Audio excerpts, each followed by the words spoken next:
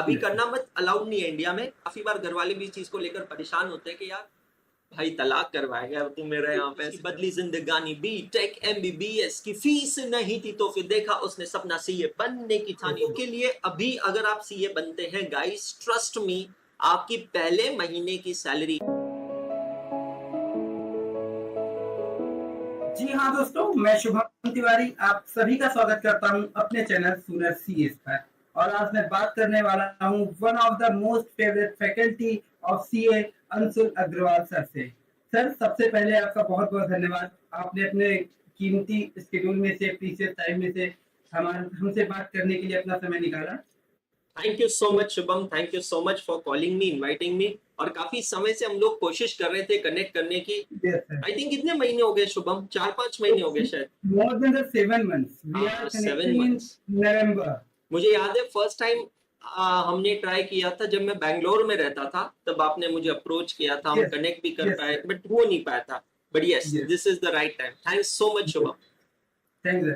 तो बिना देरी किए हुए सर से बातचीत स्टार्ट करते हैं। तो उससे पहले अगर आप चैनल पर नए हो तो प्लीज चैनल को सब्सक्राइब कर दो, वीडियो को लाइक कर दो और ऐसी हमारी बेहतरीन वीडियोस के लिए बेल आइकन को दबाना बिल्कुल ना भूलें। तो सर, सबसे पहले इसकी कोई जरूरत नहीं है, बट फिर भी due to some formal reason हम चाहेंगे हमारे जो नए व्यूअर्स हैं उनको आप एक अपना छोटा सा इंट्रोडक्शन दे दीजिए। आई नो इसकी कोई नीड नहीं है, बट फिर मैं भी। अपना इंट्रोडक्शन खुद दूं?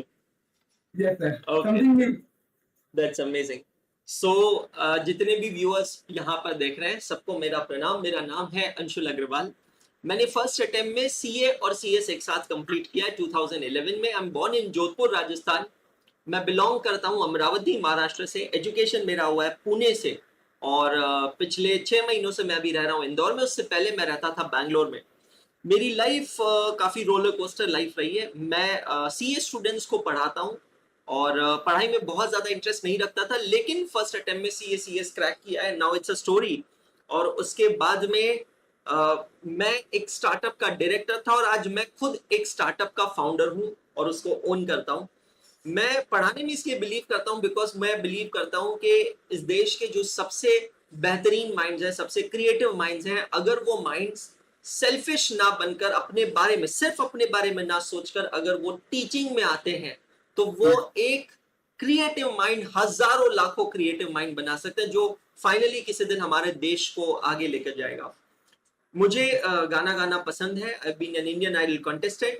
मैं डिस्ट्रिक्ट लेवल क्रिकेट प्लेयर रह चुका हूँ और इन सब के अलावा मैं सोशल मीडिया पे एक्टिव हूँ और यूट्यूब पे मैं व्लॉगिंग करता हूँ। सो मेरे चैनल का नाम है अंशुल अग्रवाल।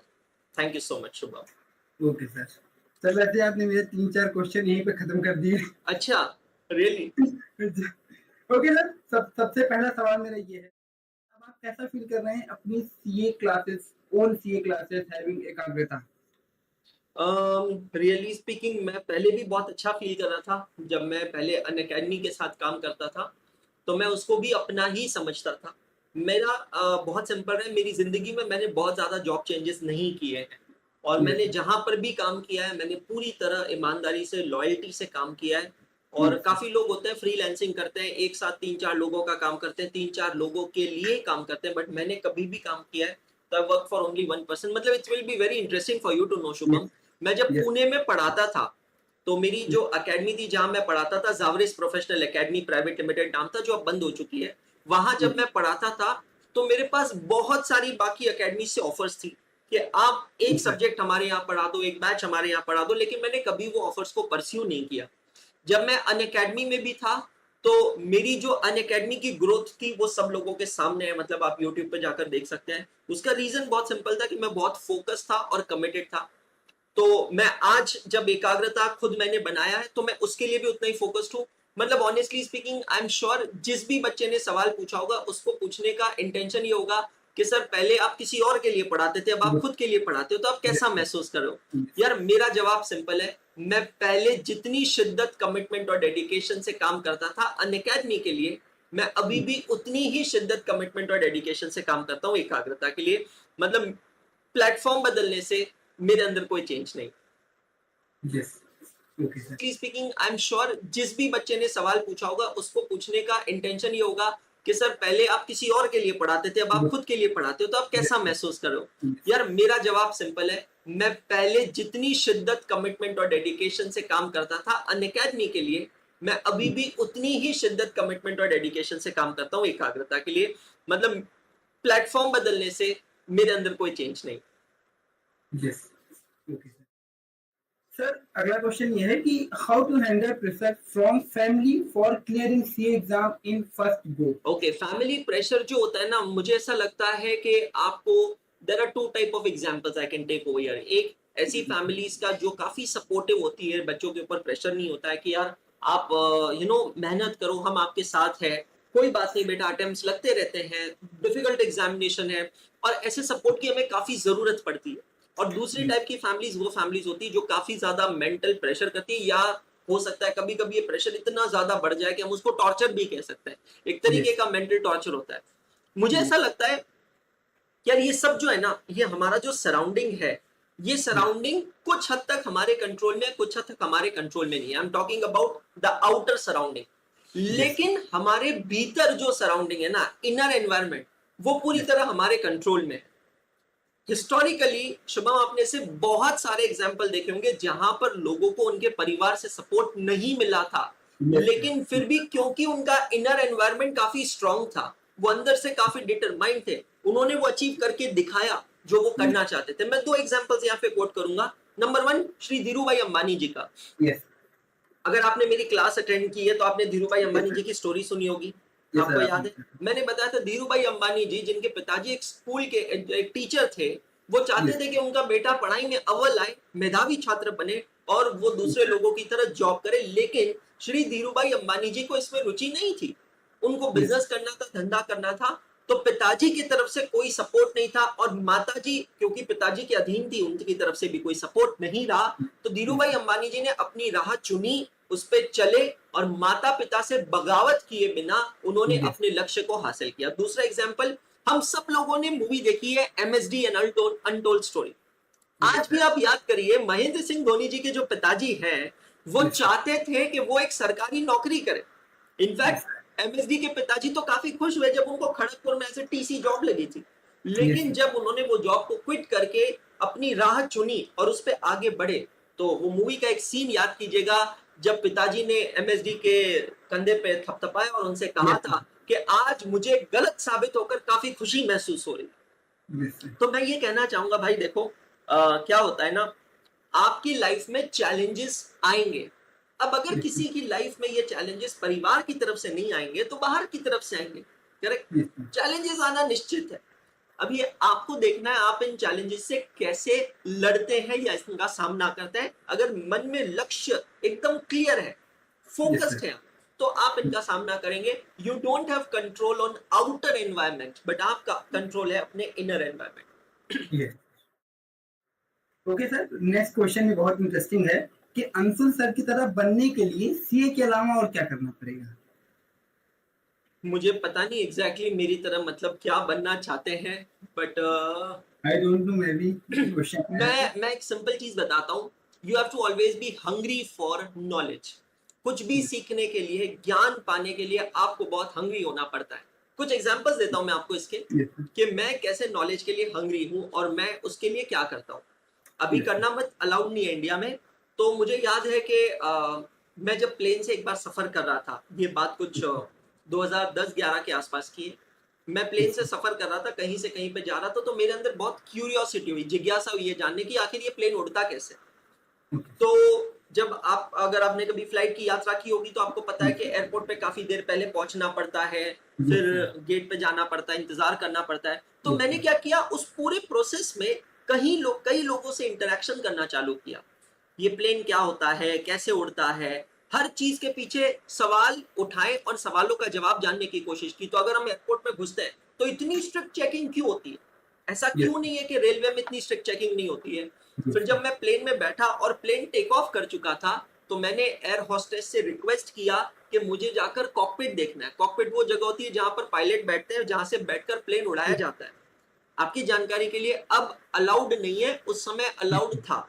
तो 2010 में मैंने एयर होस्टेस से रिक्वेस्ट की थी ऊपर वाले की कृपा से शक्ल भी ठीक ठाक मिल गई, एयर होस्टेस ने रिक्वेस्ट भी एक्सेप्ट कर ली, वो मुझे लेकर गई प्लेन के कॉकपिट में, और वहां पर जाकर मैंने 2-3 मिनट का ही सही बट एक इंटरेक्शन किया था पायलट के साथ।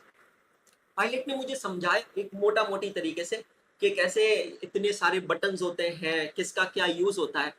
फिर जब मैं दुबई गया था, तो दुबई जब मैं गया था तो दुबई में एक मॉल है, उसका नाम है दुबई मॉल। दुबई मॉल में फ्लाइट स्टिम्युलेटर होता है। फ्लाइट स्टिम्युलेटर मतलब एक ऐसा खिलौना या वीडियो गेम होता है जहां आप प्लेन उड़ा सकते हो। आपको ऐसा फील आता है कि आप रियल लाइफ में प्लेन उड़ा रहे हो। आपने अगर फ्लाइंग बीस्ट का वीडियो देखा होगा, टेक्निकल गुरुजी का वीडियो देखा होगा, तो वो दुबई मॉल का वो फ्लाइट सिमुलेटर दिखा गया। मैं वो फ्लाइट सिमुलेटर में गया था और मैंने वहां जाकर प्लेन उड़ाया।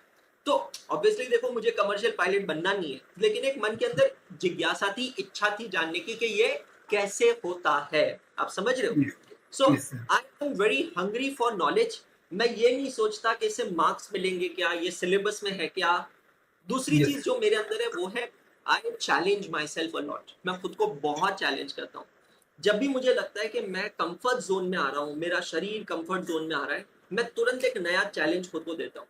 तो इसका ऑब्वियसली एडवर्स इफेक्ट भी होता है। जब मैं सोता भी हूँ तो मेरे माइंड में कुछ ना कुछ चलता रहता है। तो काफी बार घर वाले भी इस चीज को लेकर परेशान होते हैं कि यार कभी तो चैन की नींद सोया कर।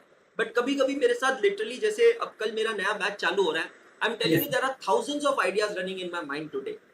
और मुझे पता है काफी बार वो आइडिया की वजह से मैं रात को सडनली 2 बजे उठ जाता हूँ, 3 बजे उठ जाता हूँ, 4 बजे उठ जाता हूँ, and I start working on that idea. So that is how it made Anshul Agrawal. हो गया सर। वन क्वेश्चन और, एक क्वेश्चन और आया है कि how to manage many things at same time. How to manage many things at the same time. यार ये बहुत अच्छा सवाल है, एंड आई थिंक ये सिर्फ स्टूडेंट्स के लिए नहीं, हर एक के लिए अप्लाई होता है। If you fail to plan, you plan to fail. तो आपको अपने दिन को, अपने वीक को और अपने महीने को प्रॉपर्ली सिस्टमैटिकली प्लान करके रखना चाहिए।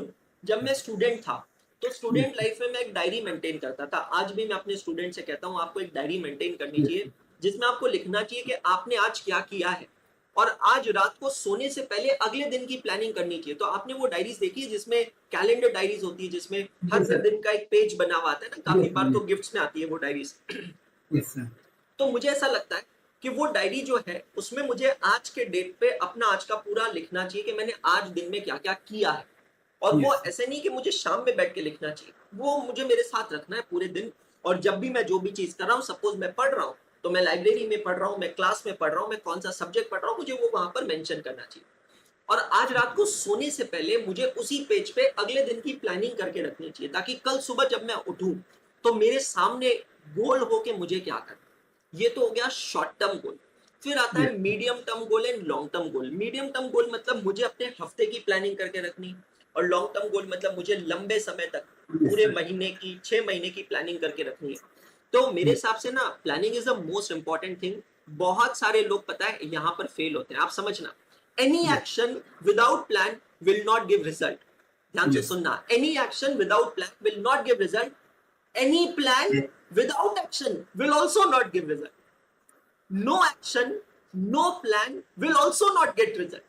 If something can give you result, then it is proper planning plus proper action. So दोनों चीजें बहुत इंपॉर्टेंट होती है। Okay sir. Sir next question है, any crush during CA journey और before that 11th 12th? Any crush? Crush? भाई तलाक करवाएगा तू मेरे यहाँ पे ऐसे करके। यार मौके तो बहुत मिले लाइफ में, ऑनेस्टली मौके बहुत मिले लाइफ में, और इसके कई रीजन थे। मैंने जो देखा है लड़कियों को मोस्टली क्या पसंद आता है, एक तो गुड लुकिंग गाइज, दूसरा स्कूल की अगर मैं बात करूँ, स्कूल क्रश की, तो नॉर्मली जिन लड़कों के बुक्स कंप्लीट होते थे, रजिस्टर्स कंप्लीट होते थे, पढ़ाई में अच्छे होते थे, आंसर्स देते थे, वो पसंद आते थे। ये दोनों चीजें मेरे अंदर थी नहीं। तो अप टू 10th स्टैंडर्ड मुझे पसंद थी, बट किसी को मैं पसंद हूँ ऐसा सौभाग्य कभी हुआ नहीं। 11th 12th में रिवर्स बहुत ज्यादा हुआ, एंड या इट हैपेंड, बट समय के साथ निकलता गया, आगे बढ़ते गए, हम लोग समझते गए कि नहीं यार, जिंदगी की प्रायोरिटीज कुछ और हैं। जो सामने से अट्रैक्शन आ रहा है, वो अट्रैक्शन डिस्ट्रैक्शन बन जाएगा, और उसको फेड ऑफ करते गए, और समझ लिया कि भाई सिंपल है, जो मेरा है वो कहीं जाएगा नहीं, और जो चला गया समझो वो कभी मेरा था ही नहीं। तो उसके लिए क्या ही रोना और क्या ही बिलखना कि यार ये हो सकती थी पर नहीं हुई। सर क्वेश्चन ऐसा जो आपसे हजारों बार पूछा गया, लाखों बार पूछा गया, फिर से पूछा जाएगा। Okay. First salary after becoming CA. हाँ, first salary after becoming CA. I joined my first job in Deloitte. It was October 2011, and my package that time, annual package was 6.29 lakh rupees per annum. तो 6,29,000 को अगर मैं divide करता हूँ 12 से, तो ये महीने का होता है 52,417 रुपीज। लेकिन इन हैंड सैलरी जो आई थी वो आई थी तकरीबन 38,000 रुपए, बिकॉज बहुत सारे डिडक्शंस होते हैं, प्रोविडेंट फंड, ये वो, TDS and all those things. So that was my first in hand salary after qualification. Yes sir. हम लोग जब प्रिपरेशन करते हैं तो एट द एंड यही होता है कि जिस दिन सीए बनेंगे एटलीस्ट उस दिन हम लोग कितना मिनिमम एक्सपेक्ट कर लेकिन सकते हाँ, हैं। अगर ये सवाल आपका है कि आप लोग, क्योंकि देखिए मेरी सैलरी तो 2011 में आई थी ना, आप लोगों के लिए अभी अगर आप सीए बनते हैं गाइस, ट्रस्ट मी, आपकी पहले महीने की सैलरी, इन हैंड सैलरी जो होगी, it will be not less than 50 to 80,000 rupees a month. In hand salary कह रहा हूँ, that's very important. Okay sir, अगर क्वेश्चन कह सकते हैं, वैसे आपने इतनी सारी मोटिवेशनल स्टोरी सुना दी है, बताइए कोई और मोटिवेशनल स्टोरी जो आपको लगती हो क्या, can you repeat? Motivational story कोई भी जो आपको लगता है वो शेयर करनी चाहिए। मोटिवेशनल स्टोरी जो मुझे लगता है शेयर करना चाहिए यार, मुझे ऐसा लगता है ना भाई, हर बच्चे की एक मोटिवेशनल स्टोरी है। अगर शुभम अभी मैं आपसे बैठ के पूछूं आपकी लाइफ के स्ट्रगल ये वो, थोड़ी देर मतलब मैं आपके अंदर के दुख को बाहर निकालूं, तो आपकी लाइफ की भी एक मोटिवेशनल स्टोरी निकल जाएगी। मुझे ऐसा लगता है ना कि किसी और की जिंदगी की स्टोरी में मोटिवेशन ढूंढने से बेहतर है हम खुद अपनी जिंदगी से मोटिवेशन ढूंढे। और हमारी जिंदगी का सबसे बड़ा मोटिवेशन होता है हमारे माता और पिता। एक चीज हमेशा ध्यान रखना, दुनिया में जितना त्याग, जितना बलिदान, सैक्रिफाइस हमारे मम्मी पापा हमारे लिए करते हैं, उतना हमारे लिए कोई नहीं करता है। तो जिंदगी में सबसे पहली चीज, सबसे उच्चतम स्थान अगर किसी का है तो वह है माँ बाप का। दूसरे नंबर पे होता है गुरु का, शिक्षक का, टीचर का। अब मैं इसको थोड़ा अलग तरीके से कहूंगा, क्योंकि आजकल की दुनिया में टीचिंग अलग चीज बन गई है। मैं कल भी एक आईसीआई के इवेंट में गया था, रतलाम में था मैं कल। वहां पर भी मुझे मेरा स्पीच होने के बाद बोर्ड ऑफ स्टडीज से कुछ लोग थे, वो आए मेरे पास, उन्होंने मुझे अप्रिशिएट किया और उन्होंने मुझसे पूछा कि अंशुल सर आपने टीचिंग क्यों सेलेक्ट किया, और आप तो बहुत अच्छा जॉब कर रहे थे, फॉरेन में भी कर रहे थे, तो आप वहां रह सकते थे, आप इंडिया वापस क्यों आए और टीचिंग क्यों सेलेक्ट किया? तो यार मैं बता रहा हूँ, टीचर्स दो टाइप के होते हैं, एक होते हैं पैशनेट टीचर्स और एक होते हैं प्रोफेशनल टीचर्स। प्रोफेशनल टीचर्स मतलब जिनको कुछ लेना देना नहीं है, टीचिंग में इसीलिए आए हैं क्योंकि उनको यहाँ पर एक करियर दिख रहा है। पैशनेट टीचर्स वो टीचर्स होते हैं जिनको पैशन होता है पढ़ाने का। अब आप कहोगे सर ये पता कैसे चलता है? यार जब आप किसी से पढ़ते हो ना, तो आपको उसके हाव भाव से, उसके एक्सप्रेशन से पता चलता है यार वो पैशनेट टीचर है या प्रोफेशनल टीचर। तो जब मैं कहता हूँ 2 नंबर पे गुरु, तो गुरु का मतलब है वो पैशनेट गुरु, वो गुरु जिसने आपकी जिंदगी में परिवर्तन किया है, जिसने आपको कुछ सिखाया है। तीसरे नंबर पर सबसे बड़ा स्थान होता है आपके मित्रों का, आपके दोस्तों का। क्योंकि कुछ चीजें है ना जो आपको जिंदगी और दोस्त यही लोग सिखाते हैं। ना आपको मम्मी पापा सिखाएंगे, ना आपको टीचर्स सिखाएंगे, आपको आपके दोस्त सिखाएंगे। Having good friends, trust me Shubham, having good friends is a blessing. Not everyone is lucky to have good friends. सो मेरे हिसाब से ना, अगर आपको बिगेस्ट मोटिवेशन चाहिए तो आपकी जिंदगी का सबसे बड़ा मोटिवेशन आपके अंदर छुपा है। और फिर भी अगर आपको लगता है कि मेरी लाइफ स्टोरी आपके लिए मोटिवेशन है, तो YouTube पे जाकर सिंपली टाइप कीजिएगा अंशुल अग्रवाल जोश टॉक वीडियो, और जोश टॉक के अंदर मेरी लाइफ स्टोरी मैंने आपके साथ शेयर की है कि मैं उस परिवार से बिलोंग करता हूं जहां पर 2 रुपए की पानी पूरी खाने के लिए हम लोग हफ्ता भर इंतजार करते थे, और आज touchwood we are having a great network. तो सब ऊपर वाले की कृपा है। So that's a story in itself. Okay sir, एक क्वेश्चन और आया है, if not CA what else? What else for me और for others? For you sir. मेरे लिए अगर आप सीए ना किए होते तो भी आप कहाँ पे होते, क्या कर रहे हैं? Driver. That's a very clear answer. अगर मैं सीए नहीं होता था तो मैं ड्राइवर होता था। अब क्यों ऐसा? मेरी हाइट बचपन से काफी अच्छी थी, और जब मैं सिक्स स्टैंडर्ड की एग्जाम्स दे चुका था और सिक्स स्टैंडर्ड के बाद समर वेकेशंस में था, तब मैंने जिंदगी में पहली बार कार चलाई। और कार चलाई मतलब मैंने कार सीखी नहीं, मेरे बड़े पापा की कार थी, वो मारुति ओमनी गाड़ी नहीं आती किडनैपर वाली गाड़ी, साइड से हाँ दरवाजा खोल के अंदर हाँ डालते हैं, ठीक है। मारुति ओमनी पड़ी थी, उसको उठाया, मैदान के अंदर लेकर गए, निकल गया। So that was the first time I have driven the car. और मुझे बहुत ज्यादा फैंटेसी है कार्स को लेकर, मुझे कार चलाना बहुत पसंद है। इनफैक्ट जब मैं बैंगलोर से इंदौर शिफ्ट हुआ तो 1350 किलोमीटर में कार चला गया। मैंने ये अपनी सर आपने कार, ब्लॉगिंग भी की थी। यस हाँ, मैंने ब्लॉग शूट किया था उसका। तो मैं जब सीए फाइनल पढ़ रहा था, स्पेशली फाइनल में मुझे थोड़ा डर लगा कि मैं पास नहीं हो पाऊंगा। ट्रस्ट मी शुभम, मेरी जिंदगी में मुझे कभी किसी एग्जाम से डर नहीं लगा सिवाय सीए फाइनल के।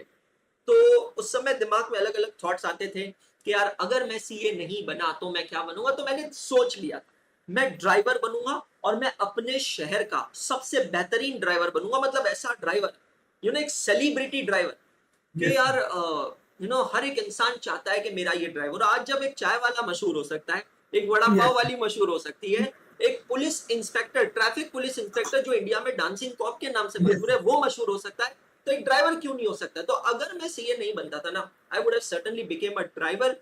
बढ़िया अपनी यूनिफॉर्म पहनता था, मस्त एकदम अपनी गाड़ी को चकाचक रखता था, एक्सीलेंट सर्विस प्रोवाइड करता था। Okay sir okay. And sir last आपसे एक रिक्वेस्ट है, आपका वो फिर खुद से बनाया हुआ गाना कहानी एक सीए स्टूडेंट की, उसकी कुछ लाइनें मैं चाहता हूँ जो हमारे ऑडियंस है उसमें और मोटिवेट हों।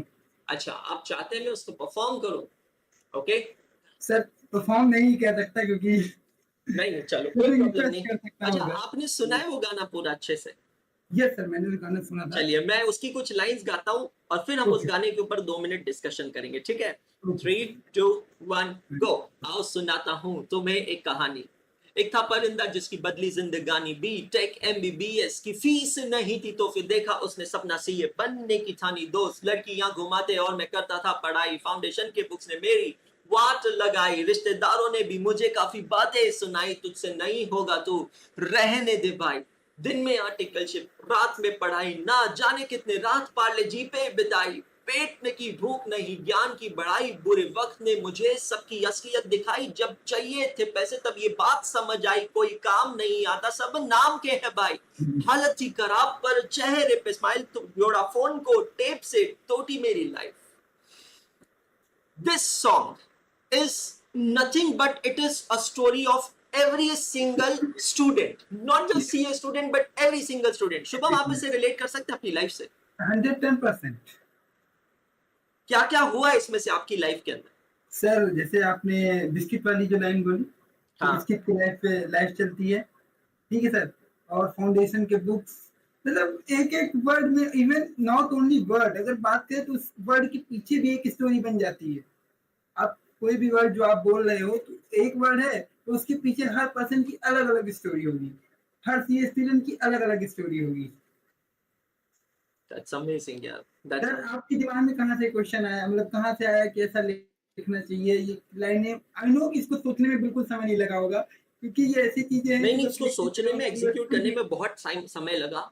तो हुआ यूं कि सीए फाउंडेशन की एग्जाम्स आने वाली थी, इंटरमीडिएट की एग्जाम्स आने वाली थी, और मैं हर बार, जैसे कि मैंने कहा, मुझे खुद पे इतना विश्वास है भाई, मैं जिस भी फील्ड में रहूंगा ना, मैं अपना बेस्ट देके कुछ क्रिएटिव कर लूंगा। तो जैसे मैंने कहा, अगर मैं ड्राइवर भी बना होता था ना, मैंने 100% कुछ ऐसा किया होता था कि मैं देश में नाम कमा लेता था। तो मैंने सोचा कि अपने बच्चों को मैं कैसे मोटिवेट करूं, स्पेशली तब जब एग्जाम्स नजदीक आ रही है और बच्चे पूरी तरह अपना कॉन्फिडेंस लूज कर चुके हैं। सिंगिंग में इंटरेस्ट था और बच्चों को मोटिवेट करना था। तो मैंने क्या किया, अपनी लाइफ के कुछ मोमेंट्स को लिखना चालू किया। तो जब मैंने वो चालू किया तो यार मेरे अंदर से निकल गया कि ये तो हर एक बच्चे की कहानी है।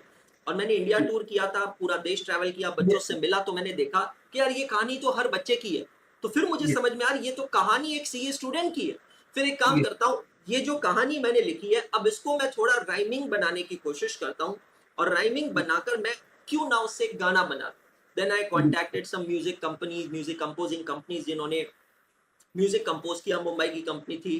फिर उसके बाद में गाने के वोकल्स मैंने शूट किए बैंगलोर में, उसको खुद को मैंने रिकॉर्ड किया। म्यूजिक प्रोड्यूस मैंने खुद ने किया है। उसके बाद में उसकी शूटिंग हमने की थी, गालिब ऑडिटोरियम में की थी, दिल्ली में आउटडोर शूटिंग की थी, अलग अलग जगह जाकर उसकी वीडियो शूट किया। और फिर बाद वीडियो में अगेन मुंबई के अंदर वो वीडियो एडिट हुआ और एक वीडियो बनकर बाहर आया कहानी एक सी स्टूडेंट की, which is now available on Spotify, Amazon Music, YouTube Music. It's available on all the platforms. जो भी स्टूडेंट देख रहे हैं मैं सजेस्ट करूंगा आप प्लीज एक बार सॉन्ग को जाके सुनिएगा, आपको जो फील आएगा, अभी आपने 4 लाइनें सुनी, आई होप आप उससे बहुत ज्यादा इंप्रेस होंगे, बट मैं पूरा विश्वास दिलाता हूँ एक बार आप उस सॉन्ग को सुनेंगे ना तो आपको लगेगा कि ये सर अपनी कहानी बता रहे हैं, मेरी कहानी बता रहे हैं। और तो आपको आप लोग बताऊं इसका आगे का स्टोरी भी लिखा हुआ है, लेकिन अब मैं सिर्फ वो करेज और मोटिवेशन गैदर कर रहा हूँ कि क्या मैं इस रैप का सेकंड वर्जन बनाऊं या नहीं बनाऊं, तो अब वो तो व्यूअर्स बताएंगे। ये गलत चीज है सर, आपको बनाना ही चाहिए, पूछना तो समझ लीजिए आप हम लोग के साथ से गुनाह कर रहे हैं अगर आप हम लोग से पूछ रहे हैं, क्योंकि वो चीज ऑलरेडी क्लियर है, वो उसका सेकंड पार्ट आना ही चाहिए। चलिए और जरूर आप देखेंगे। लोग भी अगर प्लीज कमेंट अगर में आपके जरूर आपके सारे बताइएगा। व्यूअर्स उस पे कमेंट करते हैं कि yes we want the second part, तो डेफिनेटली हम लोग सेकंड पार्ट लेके आएंगे। आई एम श्योर सर आप एकदम से बहुत ज्यादा सरप्राइज होंगे आप रिस्पॉन्स देख के व्यूअर्स का। चलिए thank you so much Shubham for calling, और जितने भी शुभम के ऑडियंस यहाँ पे देख रहे हैं, Shubham is really doing a great work. Please इसके चैनल को जरूर सब्सक्राइब कीजिएगा, इसको बहुत प्यार दीजिएगा, प्रोत्साहन दीजिएगा, क्योंकि जब कोई प्रोत्साहन करता है, कंटेंट क्रिएटर क्या चाहता है, एक कंटेंट क्रिएटर चाहता है आपसे सिर्फ एक लाइक और एक कमेंट। आप कहेंगे एक लाइक और एक कमेंट से क्या फर्क पड़ता है, एक बार आप कंटेंट क्रिएटर बन के देखिएगा, कहते हैं ना एक लाइक और कमेंट की कीमत तुम क्या जानो Ramesh Babu. Yes sir. Sir at the end बहुत बहुत धन्यवाद, आपने समय निकाला। So much. आप लोग से भी विदा लेते हैं, आप लोग प्लीज कमेंट करके जरूर जाइएगा। और जाने से पहले जैसे कि मैं हमेशा कहता हूँ शुभम, मैं चाहता हूँ इस बार आप भी मेरे साथ कहें, हाथ नहीं छोड़ूंगा, नहीं छोड़ेंगे, साथ साथ नहीं नहीं छोड़ेंगे।